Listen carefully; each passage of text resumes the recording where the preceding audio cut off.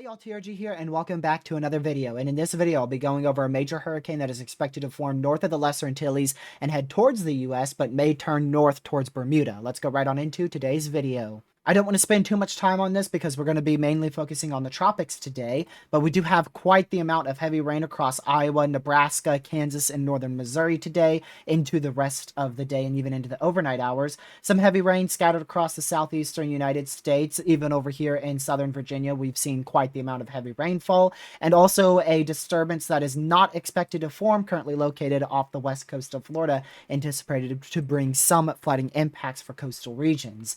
Looking at the radar imagery, you can see mainly our heaviest of rain today focused across North Carolina and South Carolina as of about 5 p.m. Eastern. Heavier rain also across there in Iowa, Nebraska, back through Kansas and Missouri. Wouldn't rule out a brief tornado around the Kansas City metro later on this evening. Also some scattered heavy thunderstorms across portions of Texas into central Oklahoma. Looking at the central eastern Pacific as well as much of the Atlantic, we do have a hurricane out here north of Hawaii that is expected to gradually strengthen just a bit before weakening very rapidly as it encounters cooler waters and more wind shear. We also have a tropical depression, previously a tropical storm out here in the eastern Pacific. We have that little area of disturbance off the west coastline of Florida, not expected to form. And then, of course, we do have our Invest 96L that actually never managed to become a depression or a tropical storm, despite a quite favorable environment earlier this week. And then we do have also another disturbance here that has been re-tagged back up well to the south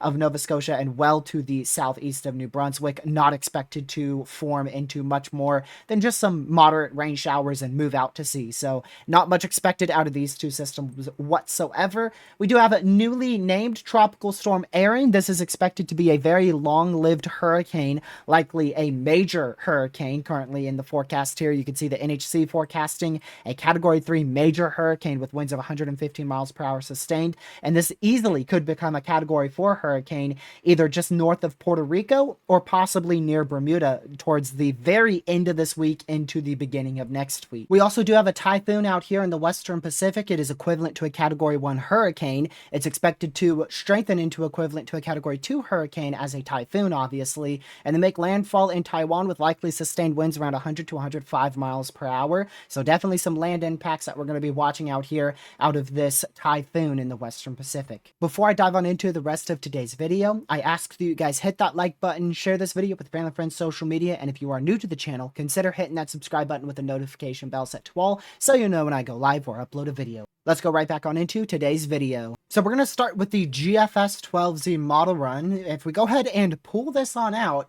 it does have this very gradually intensifying in the main development region, and then it does have a hurricane forming likely sometime on Thursday into Friday morning is when this says that it's going to become probably about a Category 1 hurricane. And then as we go into Friday evening, Friday night, Category 2 hurricane, and then sometime on Saturday, most likely a Category 3 hurricane.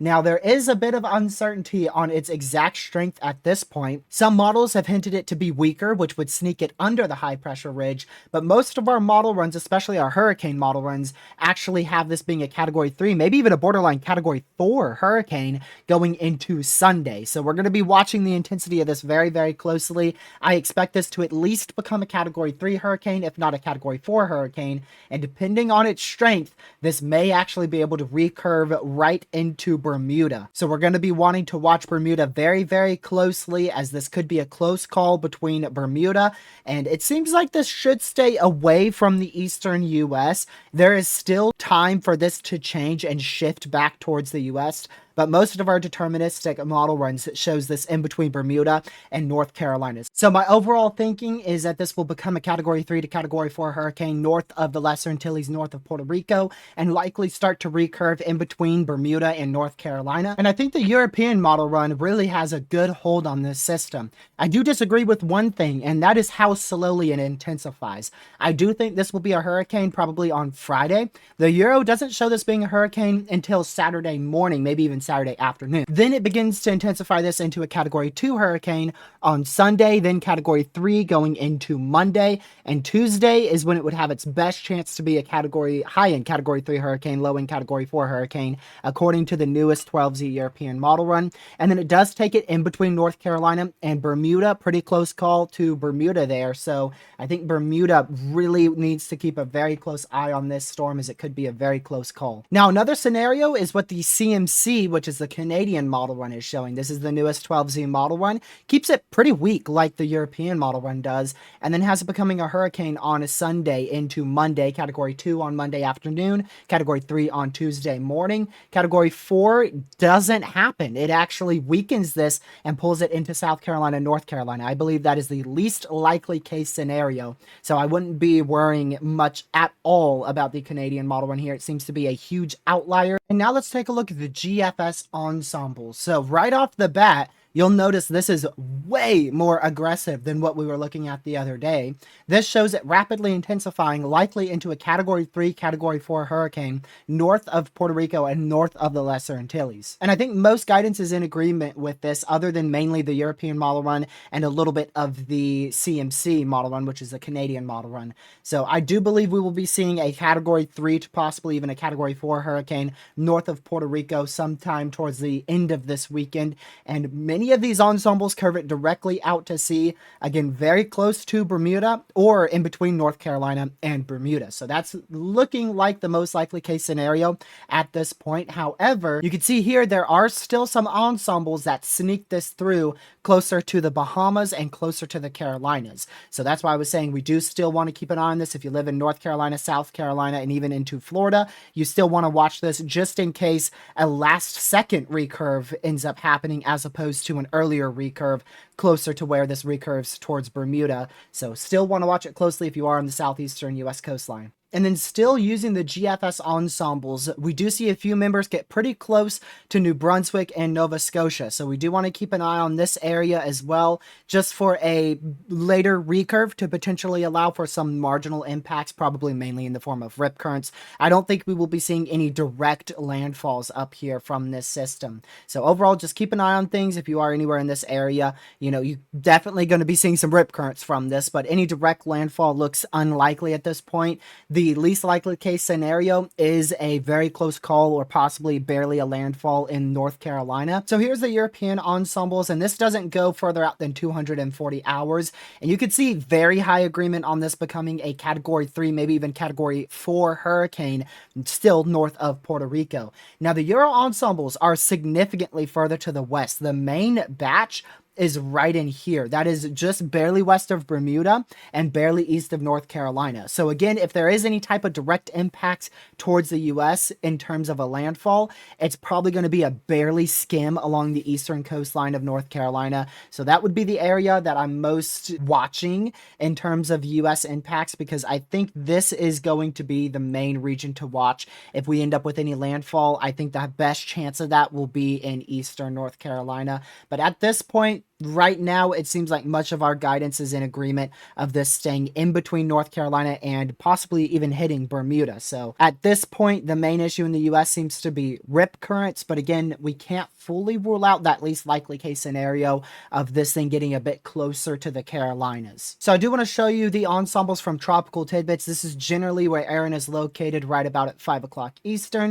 And then as we pull this on out, watch how large the spread gets north of the Lesser Antilles, north of Puerto Rico. You can really start to see those ensembles take really their own tracks here.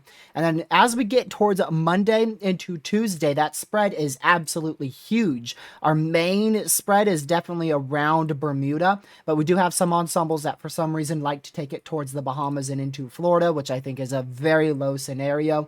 But the majority of these do take it going out to sea and possibly even impacting Bermuda. And you could see really no ensembles on the GFS end up skipping skimming North Carolina. We have some ensembles that go into South Carolina, North Carolina, but none really skim it here on the GFS ensembles. That's completely different on the European ensembles. Go ahead and pull this all the way out to Saturday into Sunday. You can see that spread is getting much larger.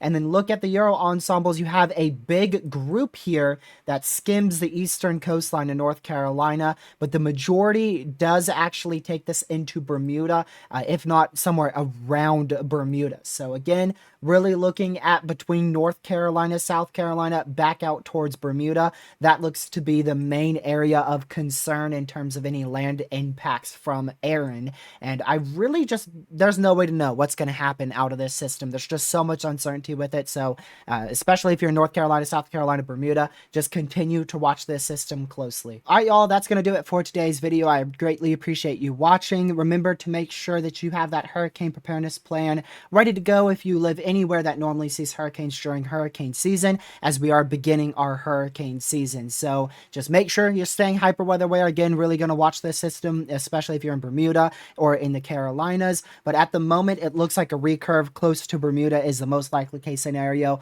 But again, still don't want to rule out the scenario where this barely hits eastern NC. So I hope you guys have a great rest of your day. Stay safe and watch severe weather in the tropics. Goodbye.